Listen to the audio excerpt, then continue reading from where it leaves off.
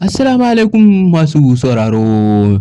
Ina muku sallama irin ta addinin Musulunci wadda addini ya tanada. Kuma sannunku da jimirin sake kasancewa da mu a cikin wannan tasha tamu mai albarka inda kuka ji cewa Malam Aminu Ibrahim Daurawa shugaban Hisba na garin Kano ya haɗa rundunar 'yan sintiri na 'yan Hisba a garin Kano inda za ta dinga kamo duk waɗanda ba sa azumi, inda ya fito yake cewa ba komai ne yasa ya naɗa waɗannan jami'ai na 'yan sintiri ba illa cewa yawanci a garin Kano ana samun mutane gashi dai suna azumi amma suna shaye-shaye, to hakan bai kamata ba, kuma gansu suna yin maganar batsa ko kuma suna sauran abin da bai dace ba, inda ya ƙara da cewa duk wanda aka kama yana ɗaya daga cikin waɗannan abubuwa to lallai